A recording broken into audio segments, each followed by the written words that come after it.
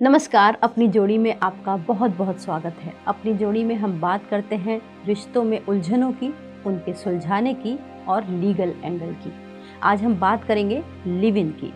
आजकल बहुत से कपल हैं जो कहते हैं पहले शादी नहीं बल्कि हम लिव इन में रहना चाहेंगे। लेकिन सवाल ये है कि क्या लिव इन सिर्फ प्यार है या एक ऐसा रिश्ता जहाँ एक छोटी सी भी गलती और जिंदगी भर की सजा या फिर कोर्ट केस। आज अपनी जोड़ी में सिर्फ दिल की बात नहीं, हम कानून की भी बात करेंगे। सबसे पहले ये क्लियर कर लेते हैं कि भारत में लिव इन रिलेशनशिप अपराध नहीं है। कोर्ट ने माना है कि दो बालिग अपनी मर्जी के साथ रह सकते हैं अगर वो मैच्योर हैं।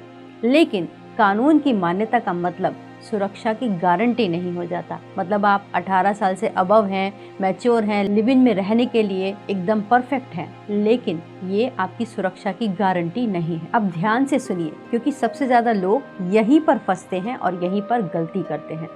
जैसे कि मान लीजिए दो लोगों ने डिसाइड किया कि अब वो शादी करेंगे, लेकिन उसके पहले वो लिव इन में रहेंगे, या फिर वो साथ में काम करते हैं और अच्छे लगते हैं एक दूसरे को तो लिव इन में चले जाते हैं।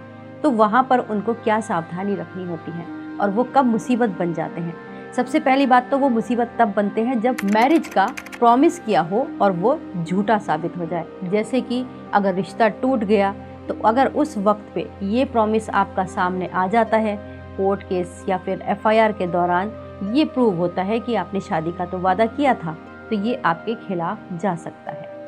दूसरी गलती क्या होती है, फिजिकल रिलेशनशिप कंसेंट से होता है, लेकिन कंसेंट को प्रूव कैसे करेंगे, तो मामला यहीं पर काफी गंभीर हो जाता है।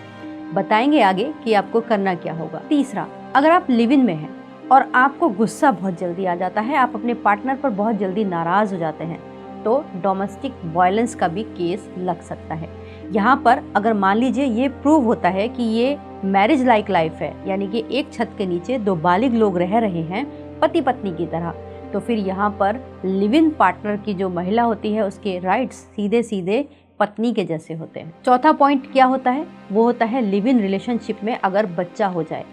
अगर मान लीजिए बच्चा हो जाता है तो उसके ठीक वैसे ही अधिकार हैं जैसे कि शादी होने के बाद एक बच्चे के लीगल राइट्स होते हैं, वो प्रॉपर्टी में हो या फिर चाहे वो उसकी जिम्मेदारी लेने के ऊपर हो। पिता जिम्मेदारी से बच नहीं सकता। तो ये कुछ गलतियां हैं जो कि लिव इन में रहते वक्त हो जाती है और आने वाली जिंदगी में आपके लिए मुसीबत बन सकती है। लेकिन फिर भी क्योंकि ये इलीगल नहीं है, दो लोगों की कंसेंट से है, तो अगर आप चाहते हैं कि आप भी लिव इन में जाएं और आपका रिश्ता अच्छा रहे, अच्छा लगे तो आप बाद में शादी करना चाहें, तो फिर भी लिव इन में जाने से पहले आपको एक एग्रीमेंट ज़रूर करना चाहिए। इसको लिव इन रिलेशनशिप एग्रीमेंट कहते हैं, जो वकील के द्वारा ड्राफ्ट करवा सकते हैं, जिसके अंदर आप नियम और शर्तें रख सकते हैं कि आप दोनों बालिग लोग हैं, अपनी कंसेंट से आप साथ में रहते हैं। अगर मान लीजिए ये रिश्ता टूटता है तो इसमें फॉल्स प्रॉमिस ऑफ मैरिज या फिर अगर बच्चा हो जाता है तो उसके बारे में क्या सोचा है, इस तरीके की आप जो लीगल ड्राफ्टिंग करवा सकते हैं। लेकिन ये लीगल ड्राफ्टिंग आप खुद से नहीं कर सकते, आपको ये किसी अच्छे लॉयर से बनवानी चाहिए।